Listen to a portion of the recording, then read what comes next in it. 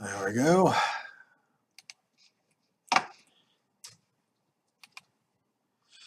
All right, so we start our next topic. So as I was mentioning, as I was trying to get Kaltura going there, on Tuesday, the plan is to meet at the Brick in my area.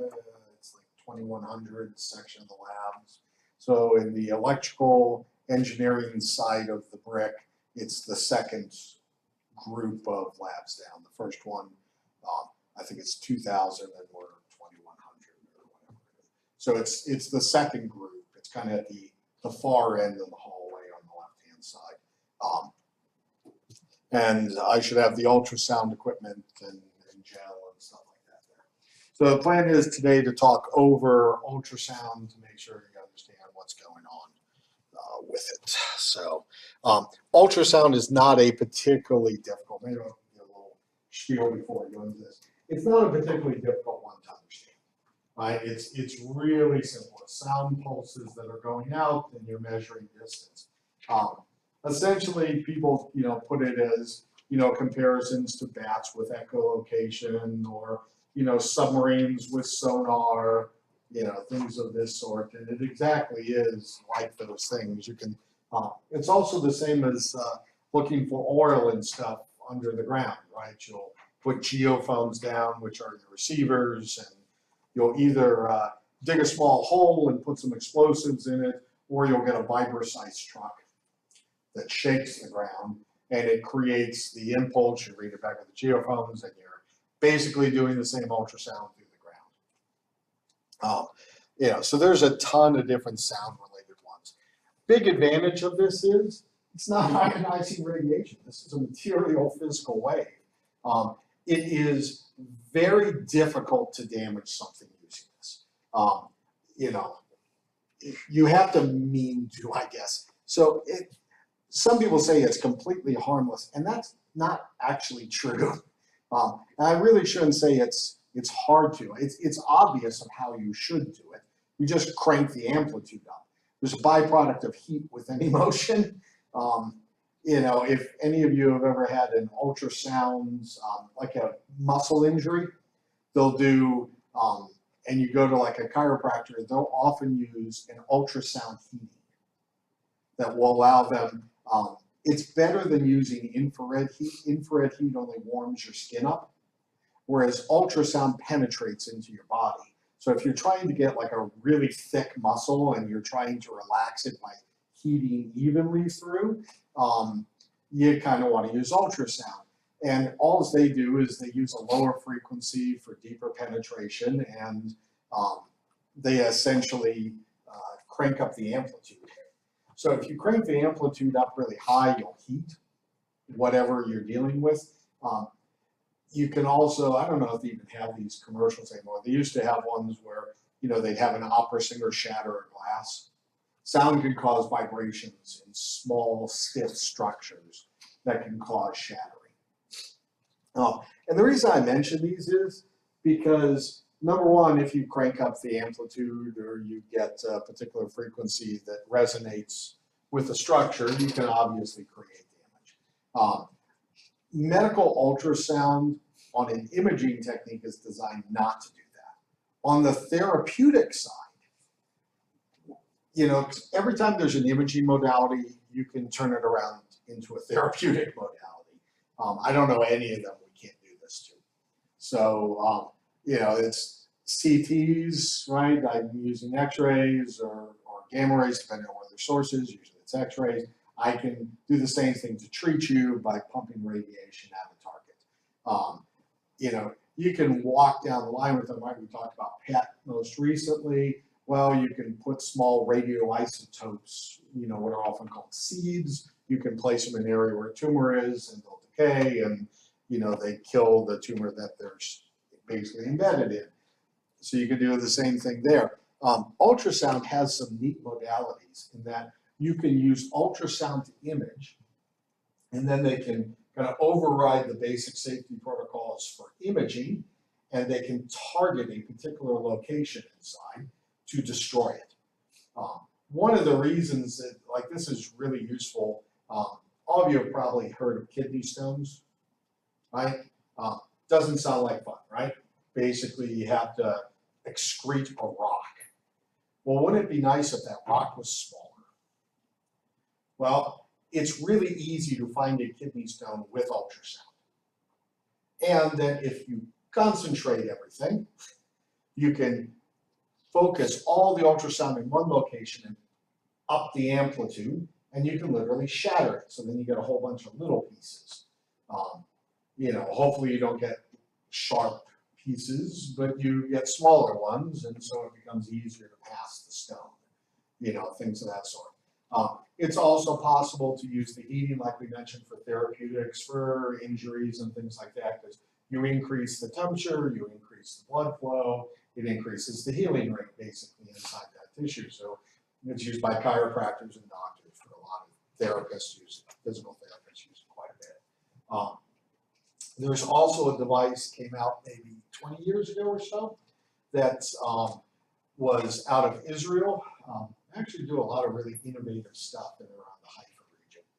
So if you're actually interested in medical device stuff, that's kind of a hotbed for a bunch of interesting side ones. But this one takes ultrasound and then it uses that heating so they can target with ultrasound, find something, precisely locate, and then you can ablate using heat whatever the tissue is there, which actually gives you a fairly nice modality for treating a bunch of different things that you want to be able to treat. So there's that one's kind of a more general use one that's out there. So there's a lot of neat things, but it relies on the fact usually of either the heating or the shattering modalities that you can do with them. So ultrasound can be dangerous. Most of like your bones and any adult's bones are going to be way too stinking big, right? Nobody should run ultrasound through your ears, but even that when you're an adult, you can only hear up to about 20 kilohertz, right? Actually, that's kind of 22 kilohertz is where CDs record at. It's viewed 20 kilohertz as human max. That's actually women. For men, it's somewhere between 10 to 14 kilohertz. We have a much lower range because our bones are bigger. So therefore, the tympanic bones in your ear are larger, which means they can't carry as high frequency of sound. So it's just women being smaller bone just are going to be able to have a better hearing range. Small boned men will also have. If you have a very large bone female, she's going to be more into the male range of things. So it's not a magic number. It really is dependent upon your bone size, but there are some obvious correlations. Okay, the danger that comes in with ultrasound is with small children and their bone structures, particularly if they're hardened. So this is why when you're doing like a fetal one, they usually don't get super high resolution because your resolution will be proportional to the amplitude. It allows you to have more depth. You can see them, but they don't get sharp, crisp images because we don't want to raise the amplitude high enough to be dangerous to the infant inside because they've got small growing structures, right? You obviously don't want to do these with small children either, except in areas like the abdomen, lots of soft tissue, basically no dangers there. It's only with small bone structures that you're really worried about the shattering areas. And as long as you keep the amplitude down, you won't have the heating issues. So that's basically the danger range. So some people have said, completely harmless. You'll see a few other people who have overdone the ultrasound. And this is where it becomes a little bit controversial. Have any of you heard about some of the actors who just bought their own ultrasound machines to watch their baby grow in the womb? Right? Sounds like a cute thing. The danger is, and this is why doctors got a little worried on this, when it's not a registered medical person doing it, right? What if you cranked it a little too high?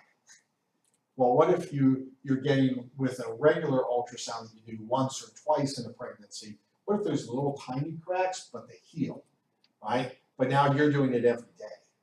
There's no time to heal, so it'll keep propagating. So the safe thing has been a little over-exaggerated by people. So it's good to know why there is no such thing as safe. in anything we do. There are safer and less safe things. This is definitely a safer. If you read a lot of ones on ultrasound, people who really love ultrasound get like crazy about their claims. Right? We're engineers. There's no such thing as perfect in this universe, right? We're a fallen world. Everything's going to have a drawback. Okay. Now, besides the relative safety, the other really big advantage that makes ultrasound nice is portability. You can now get an ultrasound probe you hold in your hand with a cord going to software that runs on a device like your cell phone. And you can literally do ultrasound with that combo. So there are specialty ones for this. You know, when I was growing up, ultrasound was like a big old honking cart. Even 20 years ago, it was a milder sized cart. And now you can literally handhold the dumb thing and get a decent one. The one we'll have you use on Tuesday, so make sure you come to the break on Tuesday for class. The one we'll do there will be a laptop-sized one. You know, it's basically veterinarian quality because a high-end system is like $10,000, $20,000. A veterinary system, which is more than good enough to learn how to do everything on, is about $600. So yeah, that's why we're going to use a veterinarian system for it. It still does all the stuff for you. It'll just be a little fancier on the other ones. But imagine yourself, you know, having to go to some, you know, remote area, doctors with a mission or whatever else, going someplace, military, and they have to take some equipment with you.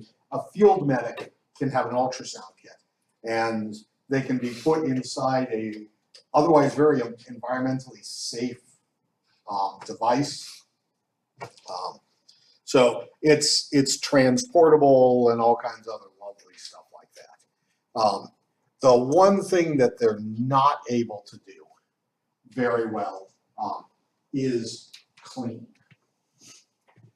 Anybody know the standard way to clean stuff in medicine? Oh, well, I know you use is it autoclave? Autoclave. Or yeah. Okay, so what does an autoclave do? Isn't it like high heat? High heat, right? So you're basically sticking them in an oven to clean stuff. Because if there's any bacterial things or whatever, you run it at several hundred degrees for several hours, you know, all life dies, right? So it's totally sanitary at this point. The problem is transducers cannot take high temperature. So you will destroy the transducer, so you cannot autoclave. I think I mentioned this again, but it's a good one to know. That's why if you've ever seen one of these in use, they usually put a plastic film or bag around the outside. If you wonder why they're doing it, it's, you know, not because of anything other than you have to be able to clean this and you can't use temperature, right? A lot of the materials on the surface, you don't want to use super harsh chemicals. So now I'm stuck with, I can't use super harsh chemicals and I can't use temperature. What am I going to do? Well, I just got to keep it from ever touching there. So that is kind of one of their disadvantages. So you need some type of thing. Okay, classic images and uses of ultrasound. These are from the book, so I just kind of use them. You can see one of the big ones up there, which is for the heart, right? So echocardia, that is not an echocardia, it is the heart, but we actually do a different mode, the M mode, for most heart areas because we're trying to monitor motion of particular ones. This one shows you the general flow inside. You can see the different chambers of the heart in there. Notice how it's really narrow but kind of wide open. If you look at some of the other ones, they're not that way. We'll get into what the different probes are.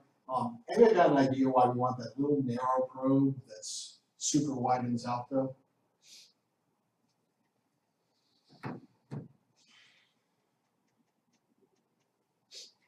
Your ribs. You have to go between your ribs to get through it. Sound travels much better through soft tissue.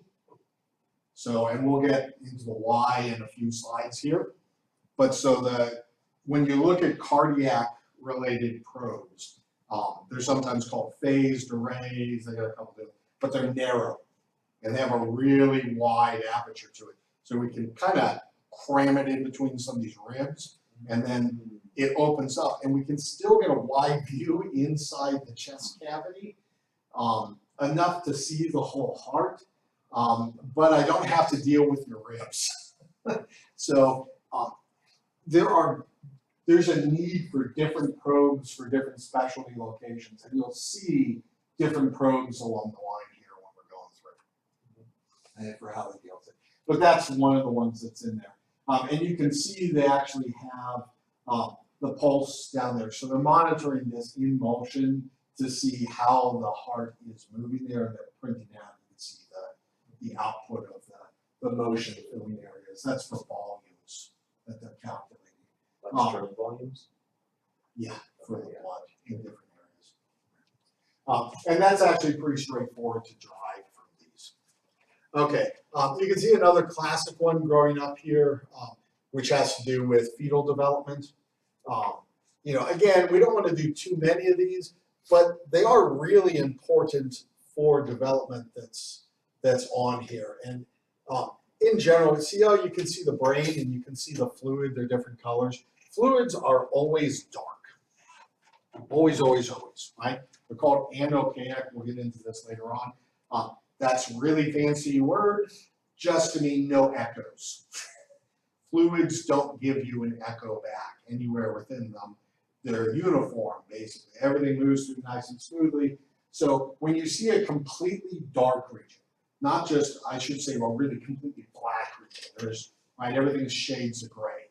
If there's any amount of gray, right, then there's some amount of echo coming back, and you get no echo from a fluid. So if there's any amount of an echo, it's not a fluid, or it's a fluid with crud in it, right? And it's the crud reflecting back.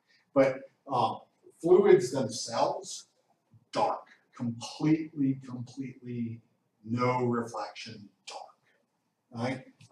Well, if you, for instance, are having brain development issues with a baby in the womb, right, and encephaly, things of this sort, basically the brain doesn't grow, and you can kind of see that the brain itself is too small for the volume that's inside, and you can determine that there are some issues. You know, if we were to find that out early enough, the growth of the brain has to do pretty strongly with, there is a genetic component, but a lot of it has to do with vitamins that are available. If you have the right nutrients when the brain starts to grow, it's much more likely it grows. That's why one of the many reasons why they say pregnant women need to have vitamins is for this, to make sure for the growth, right? You know, if you've got the right nutrients, and as long as you don't have some rare, you know, congenital diseases, in general, it's going to grow healthy.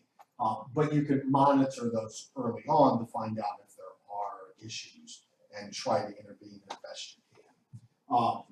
You know, anyway, so that's one. You'll also have down here taking a look at, you know, some soft tissues, and you can see the soft tissue barriers along here, so we can check organs. Now, if you notice, these are kind of grainy. You'll notice this is grainier than this one is. You notice that difference? The one on the left is grainier than the one on the right. What do you think makes the difference? Is it more complicated than just that one zoomed in? Is that one zoomed in? It's, you know, well, there are some different sizes, but it is, there is actually a reason why that one's grainier. The book doesn't cover this one, but I think it's important to kind of understand. So I can increase amplitude, it will clean things up a little bit because you've got more sounds that are in. This is still fairly close in, so I would still, it won't get perfect off this because there's still a different issue going on, right? But amplitude definitely helps you. The other one has to do, is that a guess? Yeah, I guess. Is it related to like the density of the tissue like you were saying earlier? Okay, so it will relate something to that, in which it's what frequency of sound I'm putting in, which will depend on the density and everything else that's going on. But if I go to a higher frequency means what happens to the wavelength? It gets smaller, right? So if I get a smaller wavelength, what happens to my resolution?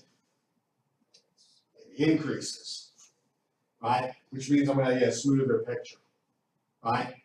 But the depth of penetration in tissue, and we'll look at this, is going to depend on wavelengths too, right? So if you want really good resolution, I can only give it to you close to the probe. So sometimes you have to tolerate, and I can't turn up the amplitude because I don't want to, add too much heat to you, right? So that's my other way of trying to improve the quality, is just improve the quantity. That's not a viable thing. So I'll often deal with a grainy issue because I need the depth to look deeper into tissue to avoid it. And this is why you'll see there are going to be a couple probes that you insert in. We'll take one of them is called a T probe, transesophageal, right? And that one literally, they stick it down your throat into your stomach to image your heart, right? So, because that one lets me get by all the bones, right? They have other ones might not be as pleasant, but they can stick down entry points lower in your body to be able to issue some important things, because pelvis blocks, again, it's a bone structure, it's going to block a lot of images. So, and there are things that we need to be able to image that are lower down in your body. So there are probes we will also stick in that way to be able to get the probes closer to where it is, so I can use a higher frequency to get a better resolution. Yeah. So the higher the frequency, The smaller wavelength, wave, but the shorter and you're able to. the thing that they can resolve is proportional to the wavelength. You can't resolve an object shape smaller than the wavelength. Okay, so like if you're So talking that's the limit, right? visualizing like vasculature. Yeah, I have to go higher and higher. That's why they keep kicking the frequency up. So if you looked a number of years ago, they said that the imaging frequency range was 2 to 10 megahertz. And if you look at more recent ones, they'll often approximate at 2 to 15 or 16. The reality is I've seen ones up to 20 megahertz, right? Why do you do that? You've got to really, again, it's a certain number of wavelengths because you have a near field and a far field. This is just like E&M, right? It's a wavelength that drops off. There's attenuation and everything. So I can only get nice behavior in a certain range, right? In order to get that quality image, it's going to be a certain number of wavelengths out. You make smaller wavelengths for better resolution. That near field range, where I'm going to get my optimal area, say within 10 wavelengths, is typical near field stuff for us, right? If you're getting small waves, I might only be imaging dermis and then the very near areas at that high resolution. And then it'll start spreading out as a cone, but then I'm losing resolution not only because I've got less of my energy making it down, but that cone spreads it out more within the body. If you look at the, for instance, look at the picture of the heart. Look how bad that image is, right? Grainy wise, right? Why? I mean, heart conditions are so big. Why not get a better image? Well, relatively speaking, I'm having to come from outside your body, between bones, into it. There has to be the spread that's in there. So I have to design the probe to spread, and I have to go deep, which means I've got to use a lower frequency. I'm typically down at the 2, 3, 4 megahertz range, so that I get the depth into the body to view that. But that means that the size of my wavelength, is now a fairly decent one. It could be 600 angstroms, right? And, that's actually starting to get to an appreciable size. So, yeah. More of a comment, but like what's really interesting in comparison with the heart I should say 600 microns, sorry. is like the fetus image, because yes, the fetus is like closer to the dermis, than the heart, but the fetus still has all of its own tissue that's developing, and yet you can still see a very detailed image of So this is a That's really great. neat thing. So what's the fetus in? Amniotic fluid. Yeah, which is a Fluid.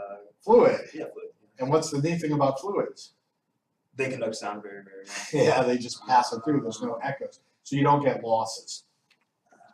So it's really just at that point the skin, and you can almost ignore the presence of the fluid, and it goes right to it. So relatively speaking, right, that baby in the womb is actually really close.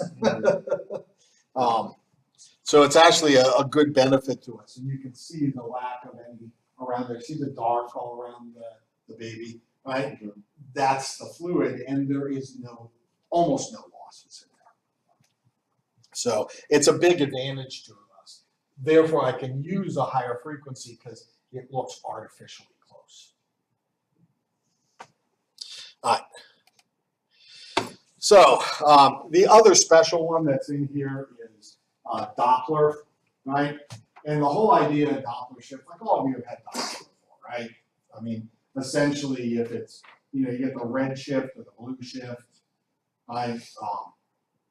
If it's a blue shift, we usually are considering that it's, coming towards you. This is the weird thing that you just have to remember, that this was done by doctors, and it bugs the ever-living heck out of me, but what should be moving away from you?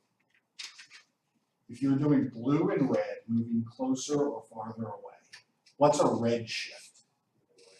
It's going away, right? And the blue shift is, yeah, so therefore, in medical, they have their abbreviation they call BART. Blue away, red towards. Was it ignorance, or were they intentionally? I honestly don't know the story behind why they picked it. It bugs the ever-living hell out of me though, because every time I look at it, I get it backwards, and I have to go, oh, damn, it's backwards, right? So you just have to remember when they color code it. I believe if you look at it and you understand what they're saying, red is kind of more intense as a human being psychologically when you're looking at it. So seeing that red is kind of, ooh, I believe that's why they actually picked it, was for the psychological effect. But damn it, why pick red and blue then? Pick two other colors, And in any case, it's backwards of what I think it should be. Because I would rather the analogy with other ways to carry through, but it does not. So it's exact opposite. So you just have to remember BART, blue away, red towards. The book avoids this by just giving you grayscale images and not commenting about it. But if you ever actually deal with an ultrasound one, they do it backwards. Anyway, is what it is. Sorry about that. So the big one on this, and it does mention on this, right, the Doppler shift will depend on the velocity of blood and the cosine of the angle between your being and the blood, right? The inclination angle, which if you just think of sonic, right? So that's where that name comes from. All right, the other thing that's important is you get no shift this way, so essentially you get no information. Your best information is if you line it up. This is most often done with blood flow. And what they'll often be doing is, like for instance, in the heart, if one of your valves, like the mitral valve, doesn't close properly, and you get backflow between the left ventricle into the left aorta, that backflow is a big problem because you're not able to push the blood out through the body then because you're getting these losses. They have to aim it through the ribs and go aorta to ventricle, which it's nice that the heart is actually a little bit angled because it makes it a little bit easier to do that. But you actually have to aim straight down it to get your maximum effect on it. And then, in this sense, this is where it kind of, the psychological makes some sense. If you see red, you're worried because it means stuff's coming from the ventricle to the aorta. So it's, ooh, danger, red, danger, right? And I think that's why they picked it, but I can't prove it. But that is what it does. If you see red, it's a danger and you might have to have surgery to correct the valve. If all you see is blue, that's the aorta just refilling naturally on its own. So, anyway, BART, blew away red towards. Just remember it. So you can see here, here's an example. That's what the book gives you. And you can kind of see the flow back in, and here's my heart looking down. And I'm looking down, aorta and ventricle. The reality that you get is this, and you can kind of see there's the red, and then it, like the vortex flow causes a little backflow.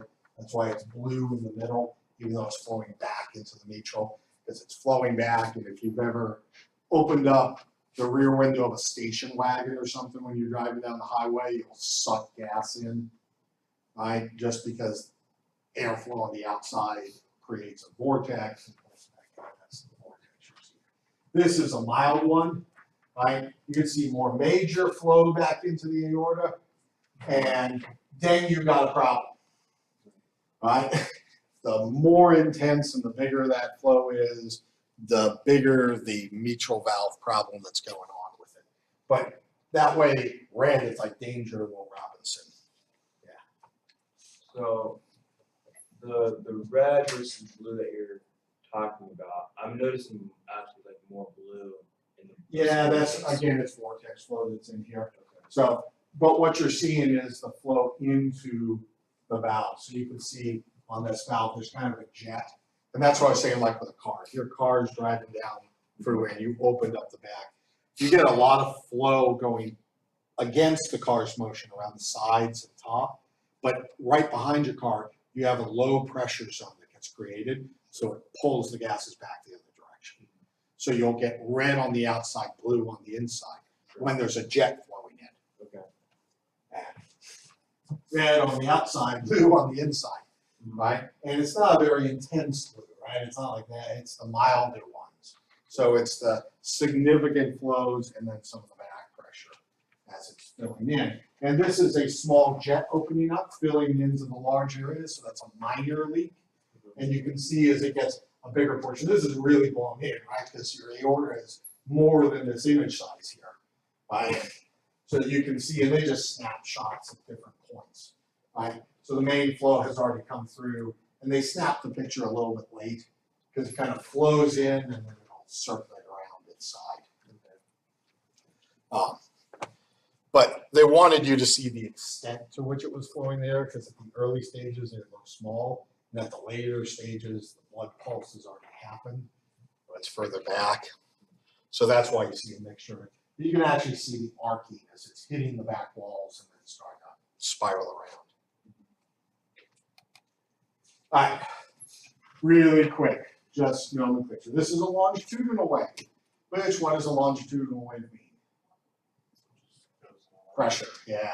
Right, so it's straight in line as opposed to a shear wave. Right? So, you know, these ones travel through both liquids, solids, whatever you like. So pressure waves are kind of awesome that way. There's areas of concentration and rarefaction. Rarefaction is the lower area, but you can map the density of these things to your standard sinusoid wave to calculate what's going on. You have your standard wavelength and measure it over time, which gives you frequency. The speed of the wave is still going to be equal to lambda times f, right? And all these standard things still apply. The amplitude is still the height of your wave, so on and so forth. So it's all that stuff we've already dealt with a whole ton of times. So the book will go through this in gory detail. You're welcome to do it to get used to it. When you have to get to Snell's law, which we'll talk about here in a sec, we won't call it Snell's, but it's the same idea with light refraction. All those things still apply. It is important to note this is a mechanical wave though, right? What's the difference between a mechanical wave and any other wave we deal with? Like we deal typically with E and M waves, right? What's the difference between a mechanical wave and an E and M wave? Noise is the same. What did you say? Actually, moves things. So it is moving things physically, and that relates to something kind of important. I need a thing to vibrate, Right. right? This is what caused the great conceptual problem in the 1800s when they started to deal with E&M. They were trying to figure out what the heck is vibrating, right? And with E&M, there wasn't a thing that's vibrating. It's going back and forth between the electromagnetic and the magnetic fields, right? That's the vibrations between those two. There's no material. But for the longest time, they were looking for a material that was actually, they called it the ether, right? That filled things up. That name comes down, like we have Ethernet, stuff like that. It literally was a fictitious substance people figured must happen, so there was material for light to vibrate, or E&M waves to vibrate. It's just not there. So the big thing to remember is when we get to vacuums, density gets really low and stuff, it's gonna be like a wall to us. So, okay. Speed of sound. Just out of curiosity, anybody know who that is? Oh, wait. Is that from My Hero Academia? No. Is it from It is. One Punch? One Punch. Yeah. Yes. So that's Speed of Sound of Sonic Ninja, right? So I'm a One Punch Man fan, so I hate to see that Speed of Sound, right? Because it's his name. Anyway, so Speed of Sound, right, when we're dealing with this, right? C is equal to lambda times F, away we go, right? Speed of sound is going to vary in your tissue. And whenever you get into any substance, there's two basic things that are going to matter. If the material gets more stiff, right? The stiffer the material, the better it's going to conduct sound, so the speed goes up, right? This is the main reason why in solids you get a big increase in the speed of sound, right? Density, this one kind of throws people for a loop. The denser it is, it slows it down. Anybody got a guess why that would be? Yeah. Yeah, think about that same thing. If you have to vibrate a mass, can you move it as quickly? So the more mass, the worse it is for speed. But in general, most stiff material is denser. So it tends to fight a little bit against itself, which keeps things in somewhat of a reasonable area. You'll notice though when you get into more stiff solid masses like bone, you look at the speed, it's around 4,000 meters per second. Whereas if you look at most of the soft tissues, it's right around 1,500, right? Give or take a little bit. And then air is way down there, right? So speed of sound in air is nothing compared to a body, right? I just put a couple ones, I put the whole table on the next slide. Well, it's not the whole table, it's the whole table in the block. But I selected a few ones out just to give you some characteristics here. So you would note that, you know, we're gonna pick, and this is not just us, this is pretty much the whole industry. In soft tissue, we're gonna say 1540. Because for an average healthy person, if you take the weighted ratios of all of their tissues, it ends up around 1540, right? That's going to vary a little bit, but it's a good enough assumption. So that's what's picked on the machine. It assumes everything in you. Sound is moving at 1540. So that's going to become an issue because it's not true, right? It'll be pretty close for a lot of stuff, right? Blood, liver, really darn close, right? But when you get to like fat tissue, which is not as dense, that's over 100 meters per second slower. There will be a significant shift that will go on within. This creates one of our artifacts that we have to worry about is in fat tissue. So the speed of sound is one thing that's important. Acoustic impedance is fairly important to us as well, right? So this is basically giving us information about, think of impedance like resistance. It's just like electrical. So if you're putting in some force in here, this is kind of telling you how much does it resist that motion from going through. Related but not exactly the same idea, you can see that they don't correspond exactly. Attenuation is how much does it drop off the waveform? How much energy is lost as it passes through the material. Right? So for instance, you know, if you look at like blood, notice you lose a lot less in blood than you do in liver, which otherwise has very similar numbers for everything else, right?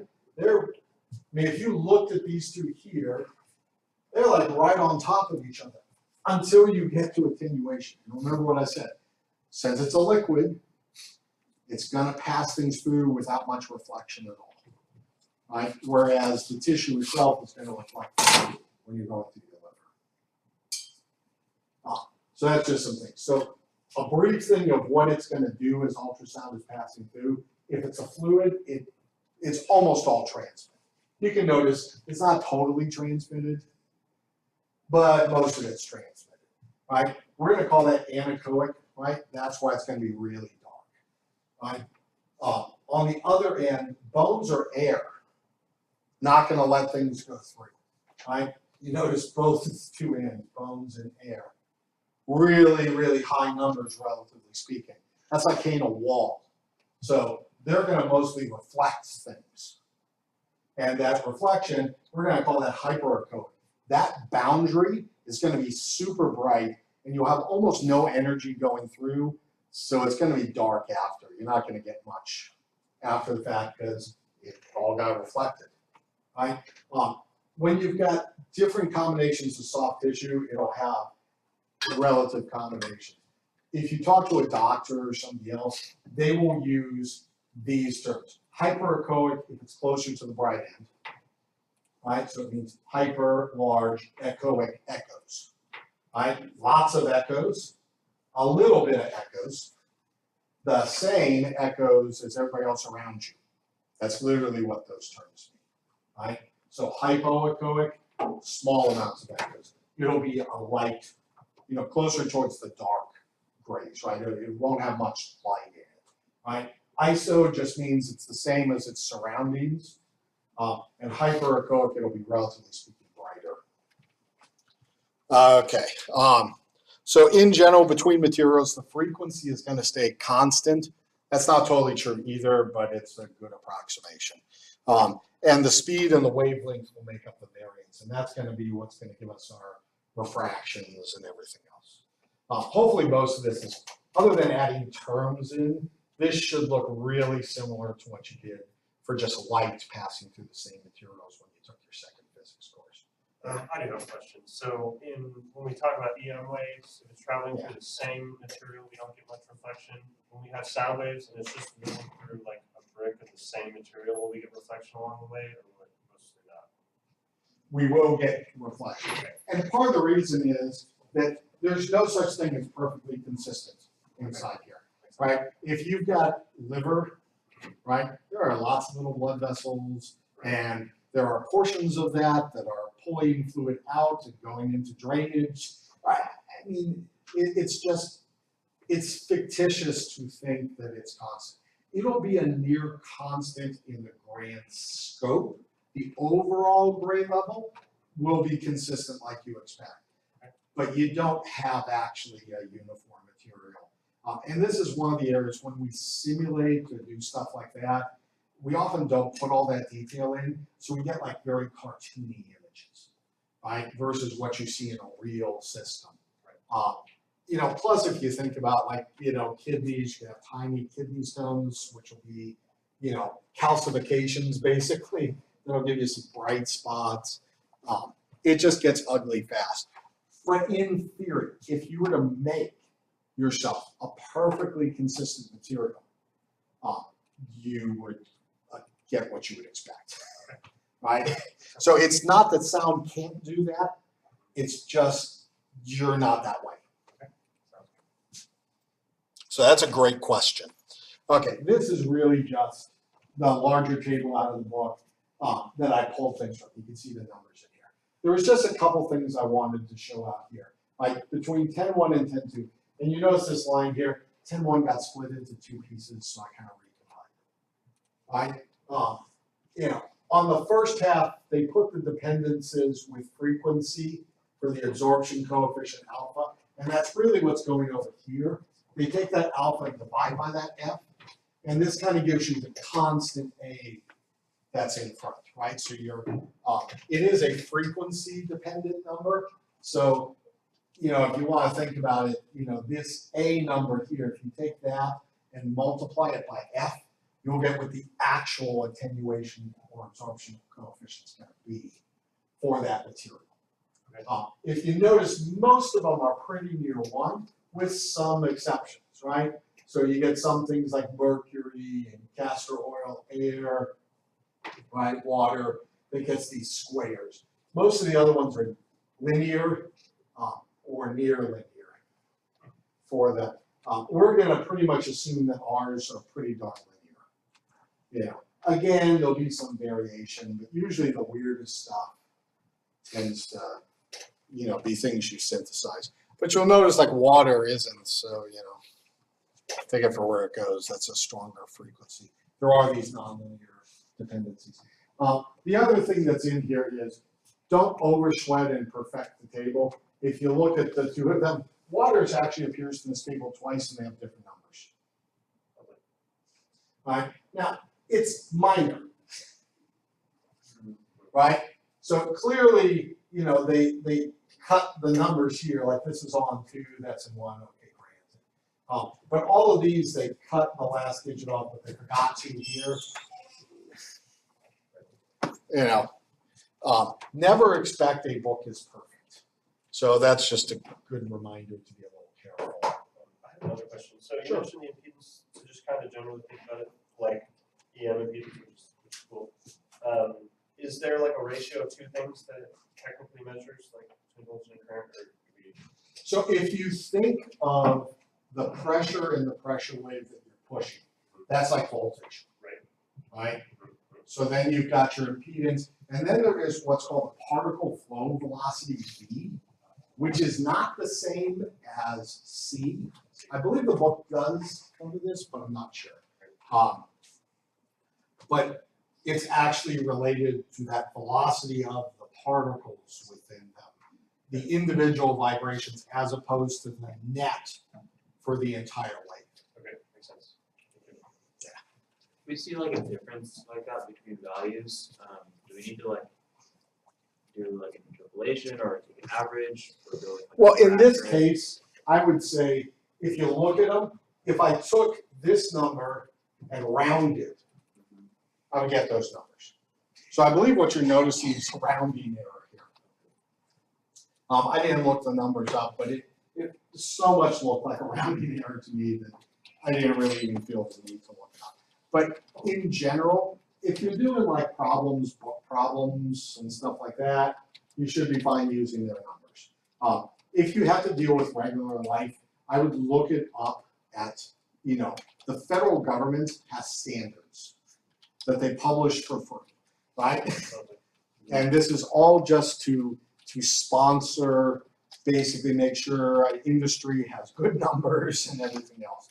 I always go right to, you know, the US standards and just pull that data out whenever I need an actual standard.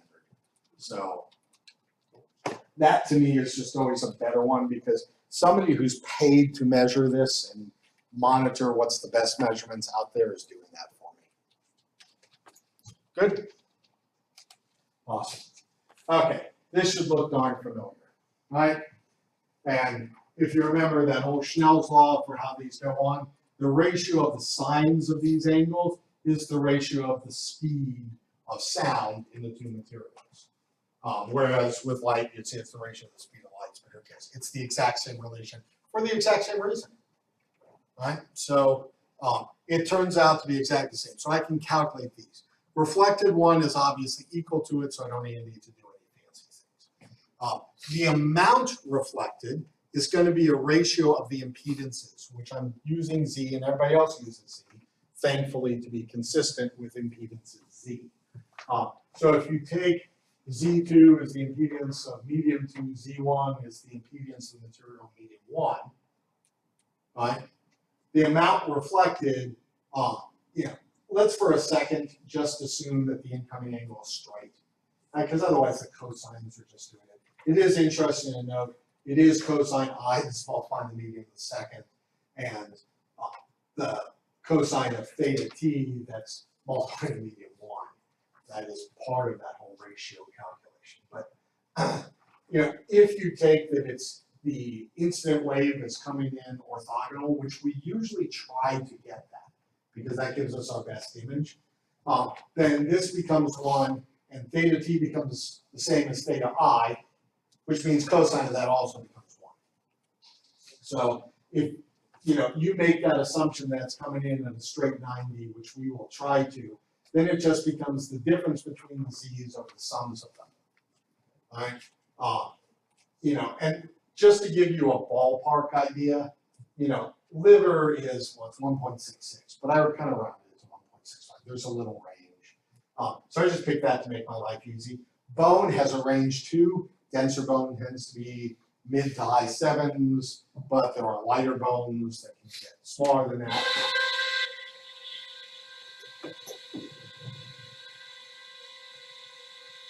Legit fire alarm? Okay. I'm gonna stop this so we're not recording anything and